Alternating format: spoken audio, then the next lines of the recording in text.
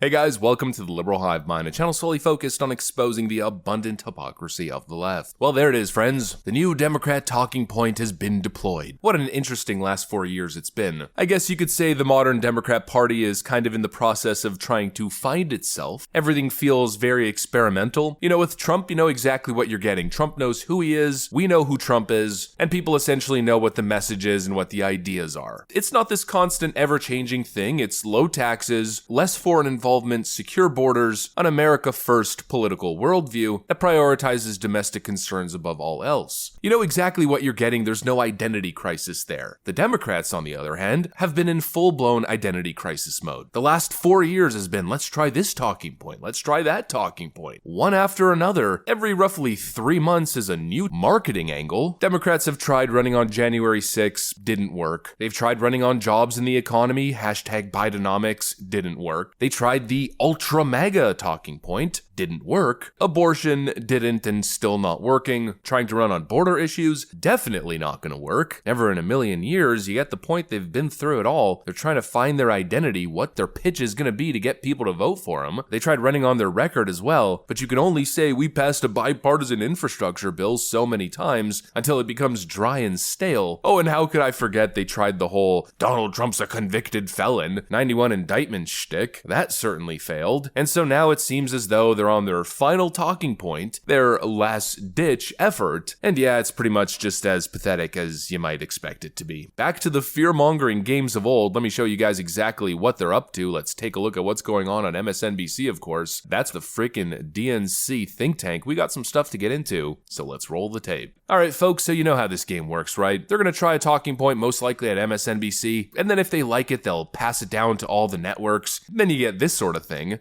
The sharing of biased and false news has become all too common on social media. More alarming, some media outlets publish these same fake stories without checking facts first. The sharing of biased and false news has become all too common on social media. More alarming, some media outlets publish these same fake stories without checking facts first. Unfortunately, some members of the media use their platforms to push their own personal bias and agenda to control exactly what people think. And this is extremely dangerous to our democracy. This is extremely dangerous to our democracy. Those talking points always start at MSNBC, and so let's see what the latest one is. No, it's not a game and this is not a drill. Project 2025 is their plan. It is serious, it's in writing, it's public. It is a chilling approach to running our federal government that got all the more chilling after the Supreme Court granted Donald Trump absolute immunity. It's the plan that Trump would implement on day one should he prevail in the November election and end up back in the Oval Office. Donald Trump does think he's king and would implement Project 2025 and would use these powers to their maximum detriment to the rest of the American people. If Trump wins, we're doing this show in a camp somewhere. You know, that's the reality of the world we live in right now. Typical flowery platitude language, but underneath it, it comes with the promise of a reworking of the federal government to specific aims that we haven't seen before. Well, that would be a huge change in the executive power and give unprecedented amount of power to someone like Donald Trump if he were to win. Yep, that's what they're going with. Project 2025. You know, I've been seeing Democrats go on and on about this Project 2025 thing for the last 6 to 8 months, and I haven't even mentioned it once. I haven't even recorded a video on it a single time, mostly because I think it's complete nonsense. Not even really worth engaging with. But I guess now we're left with no choice because it's no longer just random fringe TikTok weirdos going on and on about this Project 2025 conspiracy theory. I guess now it's an official talking point that they're adopting. Here's a tweet from Biden HQ, that's the Biden-Harris HQ on Twitter. Biden-Harris campaign statement on Trump's Project 2025 leader threatening violence. 248 years ago tomorrow, America declared independence from a tyrannical king, and now Donald Trump and his allies want to make him one at our expense. On January 6th, they proudly stormed our Capitol to overturn an election Donald Trump lost fair and square, something not even the Confederacy was able to accomplish. Holy moly, the hyperbole in this statement is absurd. Now they are dreaming of a violent revolution to destroy the very idea of America. Americans do not want Donald Trump, a liar, a fraud, and a convicted criminal who has said he wants to be a dictator on day one and to terminate our Constitution,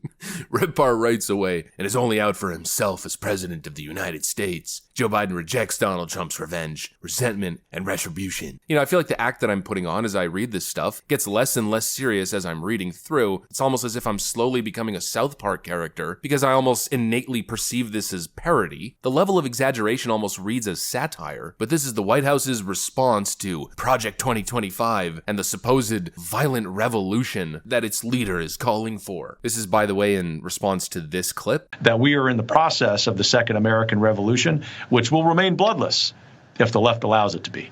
Yeah, the supposed violent, bloodless revolution. The guy literally says this is going to be a second American Revolution, which will remain bloodless if the left allows it to be. Essentially, what he's saying is that we're moving into a new conservative era, an era of conservative reform, and the intention is to achieve that goal totally peacefully in a bloodless process. You know, granted, the left doesn't do what it usually does, like engaging in their general terroristic acts, assaults, murders, and burning neighborhoods down.